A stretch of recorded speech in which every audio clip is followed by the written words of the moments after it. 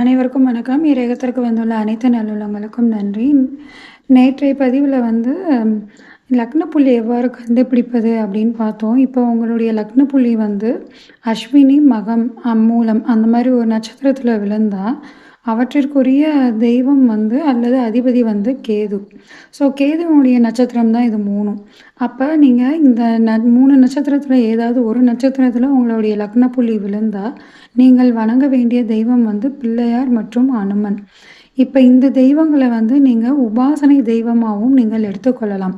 இப்ப நம்ம லக்ன புள்ளி கண்டுபிடிச்சதே கூட உபாசன தெய்வம், உங்களுடைய உபாசனை தெய்வம் யார் அப்படிங்கிறத அறிவதற்கு தான் இந்த லக்ன புள்ளியை கண்டுபிடிப்போம். இப்ப இதே வந்து உங்களுக்கு சுக்கிரன், அதாவது சுக்கிரன் அதிபதியாக விளங்கக்கூடிய பரணி, பூரம் மற்றும் பூராடம் நட்சத்திரத்தில் உங்களுடைய நட்சத்திர புள்ளி விழுந்தா, நீங்க வணங்க வேண்டிய தெய்வம் சாந்தமான அலங்காரமான தெய்வம். ஸோ லக்ஷ்மி, காமாட்சி, மீனாட்சி, ஆண்டாள், பூர நட்சத்திரத்தில விழுந்தா நீங்க கண்டிப்பா ஆண்டாள வந்து கும்பிட்டு வந்தா ரொம்பவுமே உங்களுக்கு உபாசனை தெய்வமாக நீங்கள் எடுத்துக்கொண்டு வணங்கி வந்தால் ரொம்பவுமே சிறப்பா இருக்கும்.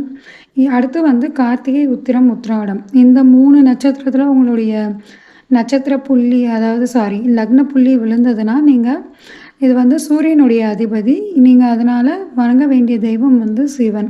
உங்கள் வீட்டு அருகில் இருக்கக்கூடிய சிவாலயங்களுக்கு சென்று வந்தால் கூட போதுமானது. அதாவது நீங்க எப்பலாம் ஃப்ரீயா இருக்கும், உங்க மனசு கஷ்டமா தோணுதோ, அப்ப நீங்க என்ன பண்ணலான்னா, அந்த சிவாலயங்களுக்கு போய் வரலாம். இதுக்கு வந்து பிரசித்தி பெற்ற சிவாலயங்கள் உங்க வீடு அருகில் பிரசித்தி பெற்ற சிவாலயங்கள் இருந்தாலும் நல்லது. அப்படி இல்ல சின்னதா ஒரு சிவாலயம் இருக்குனாலும் போய் நீங்க அடிக்கடி வணங்கி வரலாம்.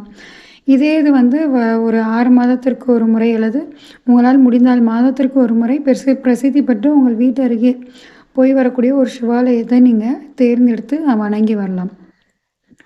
இதே வந்து உங்களுடைய லக்ன புள்ளி ரோகிணி, அஸ்தம், திருவோணத்தில் விழுந்தால் அவற்றினுடைய அதிபதி வந்து சந்திரன். அதனால நீங்க வணங்க வேண்டிய தெய்வம் வந்து சாந்தமான அலங்காரம் அற்ற தெய்வம். அதாவது லக்ஷ்மினா வந்து உங்களுக்கு நிறைய ஜுவல்ஸு, மாலை இதெல்லாம் போட்டு அவ்வளோ அலங்காரமா இருப்பாங்க எல்லாருமே. ஆனா மாரியம்மன், துர்க்கை எல்லாம் சிம்பிளா இருப்பாங்க. அவங்க வந்து சாந்த சொரூபியா இருப்பாங்க. துர்க்கை அம்மன்லாம் அலங்காரம் குறைவா சாந்த சொரூபியா இருப்பாங்க. அந்த மாரி அந்த துர்க்கையை தான் நீங்க வணங்க வேண்டும். அடுத்து செவ்வாய் வந்து பார்த்தோம்னா, மிருகசீரிடம், சித்திரை, அவிட்டம் இது வந்து இந்த நட்சத்திரத்தினுடைய அதிபதி செவ்வாய். ஸோ உங்களுடைய லக்னப்புள்ளி இந்த 3 நட்சத்திரத்தில் விழுந்தா, நீங்க முருகனை வணங்க வேண்டும். அதே போல தான் உங்க வீட்டு அருகே உள்ள முருகன் கோயிலுக்கு அடிக்கடி போய் வாருங்க. ஏதாவது ஒரு நாள தேர்ந்தெடுத்துக்கோங்க. செவ்வாய் அல்லது வெள்ளி அந்த 2 நாட்களில் அடிக்கடி நீங்க போய் முருகனை போய் பார்த்துவிட்டு வாருங்கள். அதுதான் உங்களுடைய உபாசனை தெய்வம். அடுத்து வந்து உங்களுடைய லக்னப்புள்ளி திருவாதிரை, சுவாதி, சதயத்தில் விழுந்தால் அதனுடைய அதிபதி வந்து ராகு. அதனால நீங்க வணங்க வேண்டிய தெய்வம் வந்து அதாவது மனித தலையற்ற தெய்வம்ங்கிற மாரி நரசிம்மர் வரலாம், பத்ரகாளி, வராகி இந்த 3 தெய்வங்கள்ல நீங்க ஏதாவது ஒரு தெய்வத்தை நீங்கள் எடுத்துக்கொள்ளலாம். அடுத்து உங்களுடைய லக்னப்புள்ளி புனர்பூசம், விஷாகம், பூரட்டாதியில விழுந்தா இவங்களுடைய அதிபதி வந்து அதனால நீங்க வணங்க வேண்டிய தெய்வம் தட்சிணாமூர்த்தி. குருவாக நீங்க ஏற்றுக்கொண்ட தெய்வம் அதாவது தட்சிணாமூர்த்தியாக இருக்கலாம். அல்லது சாய்பாபா, குரு ராகவேந்திரா, ரமணர் உங்களுக்கு யார நீங்க சித்தர்களை கூட நீங்க குருவாக எடுத்துக்கொண்டு வணங்கலாம். அந்த சித்தர் கோயிலுக்கு கூட போகலாம். உங்க வீட்டு அருகே இருக்கக்கூடிய சித்தர் கோயிலும் போகலாம். அப்படி இல்லாட்டி சிவன் கோயில்ல இருக்கக்கூடிய தட்சிணாமூர்த்தியும் நீங்கள் வணங்கிவிட்டு வரலாம். அடுத்து லக்னப்புள்ளியில இருக்கக்கூடிய பூசம், அனுஷம், உத்திரட்டாதி இந்த 3 நட்சத்திரத்துல உங்களுடைய லக்னப்புள்ளி விழுந்தா, இவங்கலாம் வந்து சனியினுடைய அதிபதி. இந்த நட்சத்திரத்துக்கு அதிபதி வந்து சனி. அதனால நீங்க வணங்க வேண்டிய தெய்வம் வந்து காவல் தெய்வங்கள். இந்த பைரவர் வணங்கலாம். காவல் தெய்வங்கள்னா ஊருக்கு காவலாக இருக்கக்கூடிய அம்மன் தெய்வம் அதையும் நீங்க வணங்கலாம்.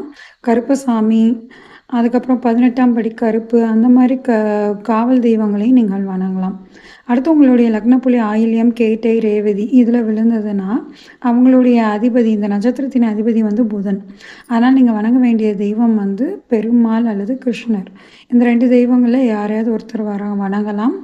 மேலும் வந்து நீங்கள் கன்னிமார் தெய்வங்களையும் நீங்கள் வணங்கலாம் உபாசனை தெய்வமாக எடுத்துக்கொண்டு. ஸோ இது வந்து லக்னப்புள்ளி கண்டுபிடித்து இந்த தெய்வம் வந்து உபாசனை தெய்வம்னு சொல்கிறோம். இன்னொரு மெத்தடும் இருக்குது. அதாவது குருவிலேருந்து 11 ஆண்களா இருந்தா குரு உங்க ஜாதகத்தில குரு எங்க விழுகிறாரோ அதிலேருந்து 11வது இடம். அப்படி பார்த்து வணங்கக்கூடிய ஒரு முறையும் இருக்கு உபாசனை தெய்வம். அதையும் நான் அடுத்த வீடியோல சொல்றேன். உங்களுக்கு பிடிச்சிருந்த வீடியோ பிடிச்சிருந்தா லைக் பண்ணுங்க. உங்களுக்கு அந்த 2வது மெத்தடும் வேணும், உபாசனை தெய்வம் கண்டுபிடிக்கக்கூடிய அந்த 2வது மெத்தடும் வேணும்னு சொன்னீங்கன்னா, கமெண்ட் பண்ணுங்க. நான் அந்த எப்படி கண்டுபிடிக்கிறது அப்படிங்கிறதையும் அதையும் சொல்றேன் நான். நன்றி, வணக்கம். இது போன்ற இணைய பதிவுகளை பெறுவதற்கு இன்றைய இணையத்திற்கு உங்களை பதிவு செய்து கொள்ளுங்கள்.